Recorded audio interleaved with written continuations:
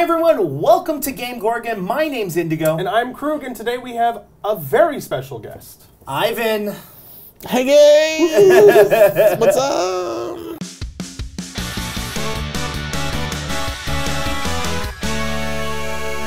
We're here to talk about Icarus, which is your new Kickstarter that Right. just started on Monday. Yep. Before we get into that, let's talk about What is everything. What is even happening? Yes, thank you. You're actually probably the first one to really ask in full, like, what the heck is Hunter's Entertainment? Because it has changed quite a bit over the years. It was originally Hunter's Books and Apparel. Back in 2011, one of my buddies, who is now the partner in the company, basically was our DM. So we play these 16-player sessions that were basically just fighting pits, and the cost of entry was bringing a mini. He eventually accumulated a giant amalgamation of miniatures just from like just from these like tithes of players being like, "Can we please fight the blue dragon today, sir?" And they and so we just did these amazing just giant death matches. They required like assistant DMs just to track numbers and initiatives and all this stuff. He was a great game designer and had a bunch of stuff that he was working on, and he made a Resident Evil RPG. That sounds awesome. We all love Resident Evil. We grew up in that space.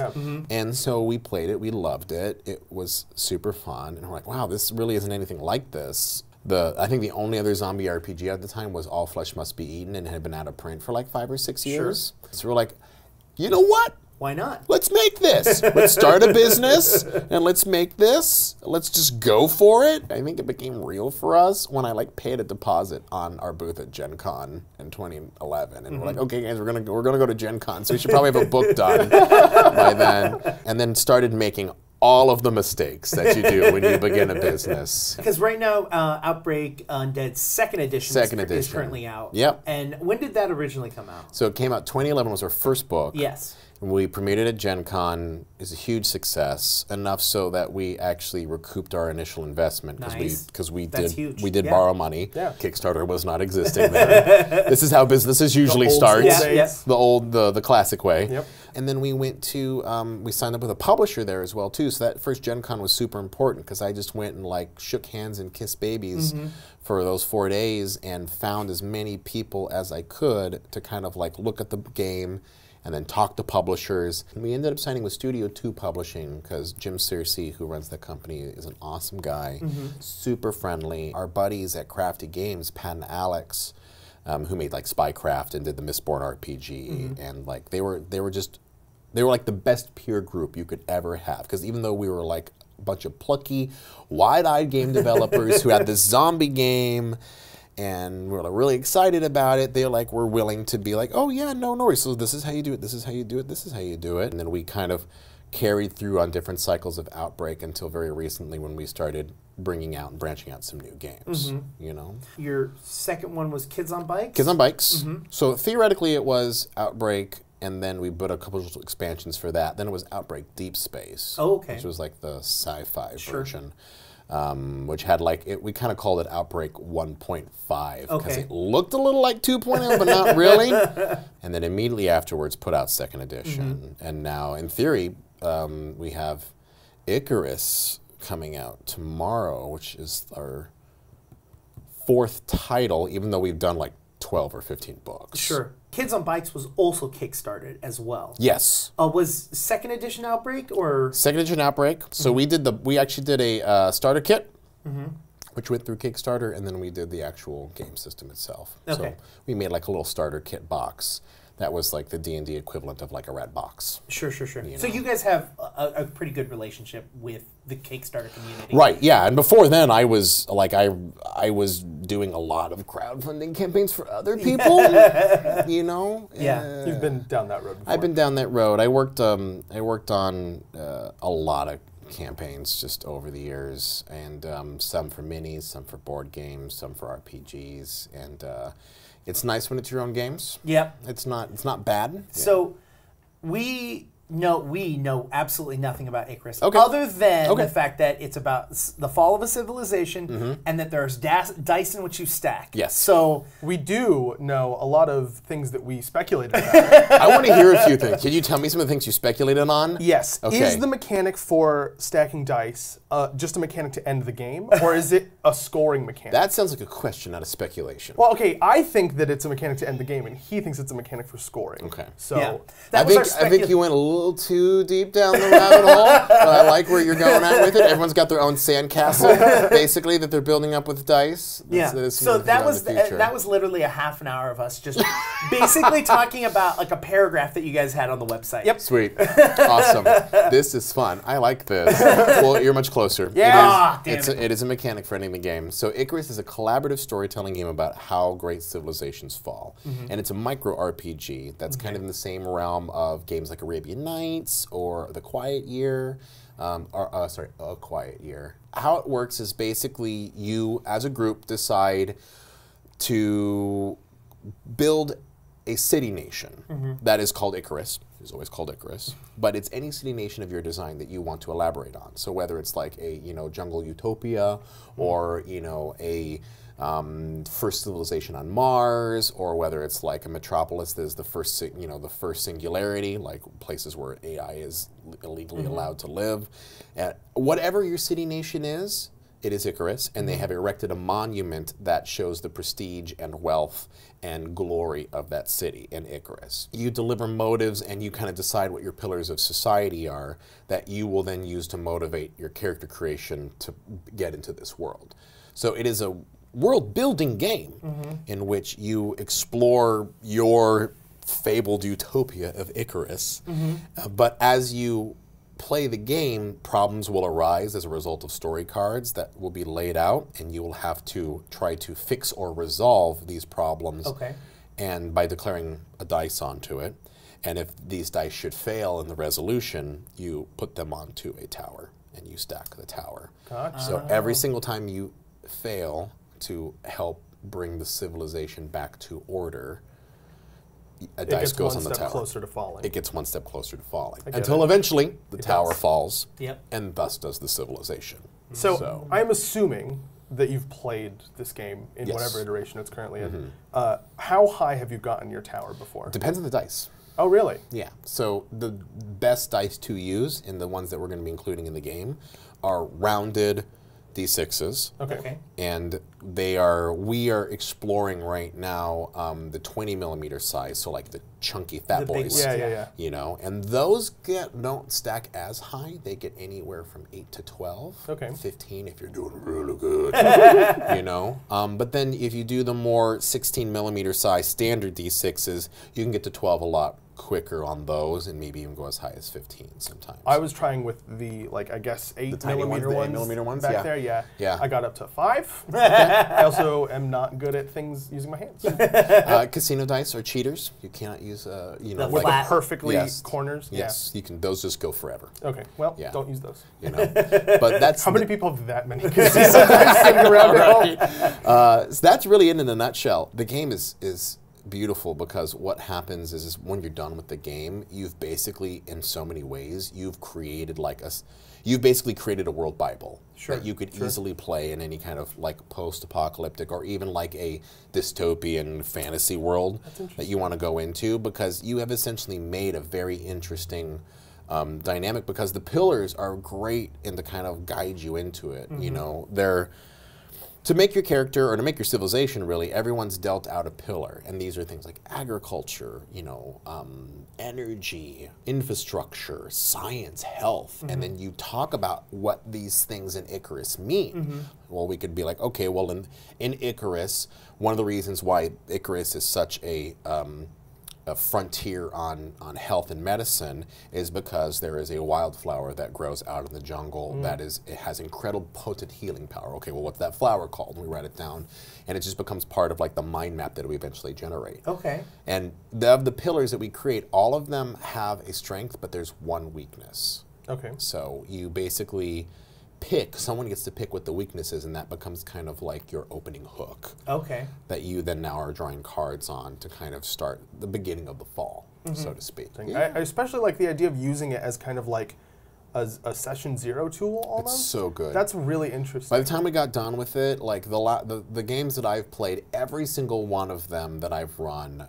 could easily, like, I could have written, you know, a whole, you know, whether it's like Fate Core or Savage Worlds or Outbreak or whatever it is. Like any one of these, I felt like I could immediately plop players into it after making character creations, and I would know exactly what to do. Sure. You know, as far as like what kind of dynamic to build into it. And then you have your town to start with, because the monument of Icarus usually always represents like whatever was unique in that city that showed its prestige and wonder, and it gets its own pillar. If the pillar's safety, maybe it's a giant watchtower that allows people to look out over the expanse of the jungle. Like that's what the monument of Icarus is. Now, when you guys were developing this, was that the idea behind it, of being able to create basically a RPG Bible before you can start? That's all Spencer. Because it was designed by Spencer Stark. This is his first game. I don't know if he originally intended for it to be like a world-creating Bible. Stacking dice and be like, this should be a game. Well, and then one of the things, especially when you get into storytelling games, is like finding unique mechanics are always challenging. Yes. And so I think he saw something in the stacking of the dice, and I always love designers that want to do experience first. Figure out what this experience looks like, and then what do we dress it up as in order to make that experience great. Yeah. But I've met him a couple of years ago, and we've had conversations about how to make games that truly like generate emotion, right? You know, Dread is a perfect example of that. Like playing Jenga is already a stressful game. Yeah. Yes. And when you add a stress mechanic like a horror RPG, and then you make that the fulcrum in which to tell the story, then you are leaning into what Jenga is good at, which is giving you shaky hands while you're trying to pull blocks, which is awesome, right? So I would say, like, what are some other things in the real world that generate those kind of raw, visceral emotions, and then how do you turn those into fun gameplay experiences? And somebody came back with Icarus. He was like, dice mechanics and the tower that falls. I'm like, it's a fallen civilization. It's perfect. So he found a really clever mechanic that wasn't necessarily original, but he found a clever mechanic that then accelerated a really awesome story. Yeah, absolutely. Now, with the Kickstart, what is your guys' goal to hit? Just 10K. 10K? Do you guys have any stretch goals planned? So the crazy part about this one that's unique and outside of my comfort zone a little bit is that I'm not stretching this thing at all. Really? No. Okay. In my mind, this is not a stretchable game. Okay. It is a sandbox game. You design your Icarus, right? This is your world. It's not like I can make source books down the road for different kinds of Icarus. There's nothing you can give players that they can't give themselves outside of the core mechanics. Exactly. And I want to be limited by accessories, because if I generate too many accessories, the better chance of it having a delayed delivery date. Sure. You know, and we're trying to get this thing out by August. We want it to be a Gen Con release, because Outbreak was very different. We had lots of stretch goals with lots of different accessories. But we learned that as you do that, it absolutely does extend the delivery deadline. Everything you do. It's really, the game's going to have 3 big pledge tiers, which has a basic game, which is $35 for just a set of custom dice, the story deck, the book, and the aspect notepad sheets. So like little notepads that you can write, you know, your stuff on to lay out your mind map. So that's the basic game, $35. And then the deluxe edition has a bunch of, you know, not gameplay necessary accessories. Like a little monument. There's a little dice. It's almost like a dice cozy. You know, like a monument to Icarus. It doesn't make a base to your tower. A base to your tower. There's a giant, you know, polyurethane play mat that you can roll it out just to, like, you know, give it a more designer look. Sure. If you'd like, and then we'll give you more dice, like that kind of a situation. And a first player token that you can pass around to keep track of who's going into it.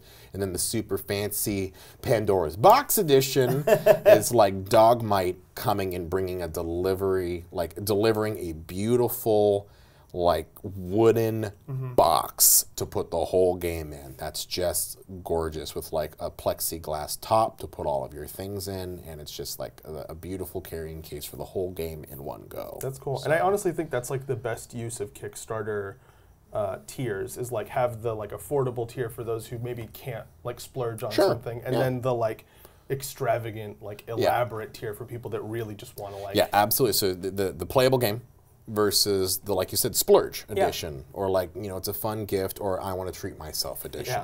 You know, definitely. And the good news is that none of the splurge enjoy myself edition is not going to have any kind of hindrance on how well the original one does. And that's the important bit, That's I think. the important bit. Yeah, and you're not gaining any sort of, because like that's a big issue with a lot of Kickstarters. It's like, oh, well, if you're, something we had complained about before is like you, base tier you get the game, but then, you know, if you get to the highest tier, you get additional characters. Yeah. But I don't get that. It's like, well, hold on. They're getting an entirely different game. It's tough, though, because every game has its own challenges. And expansions on characters for a board game, you're right, may provide a whole standalone game. Or it may just be, and again, this is the term I like to use, like a non-essential to play. You know what I mean? It's just fun to have. Yeah, so it's gonna be a different bit. We're not stretch going it at all. That's awesome. There'll be some different tiers. If you want to play at Gen Con, you know, want to come and play a game with Spencer, myself, and want to come hang out. But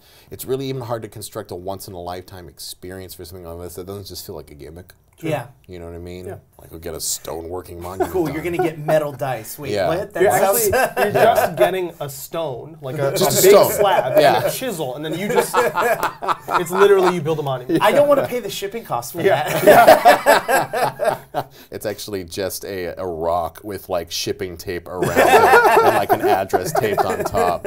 Hunters went from basically being a fun-time hobby on the weekends situation, and in the last 3 years, it has literally taken up most of my life. So yeah, Icarus comes out, like should be out now, and you know, hopefully future Ivan is enjoying watching this and being like, yeah.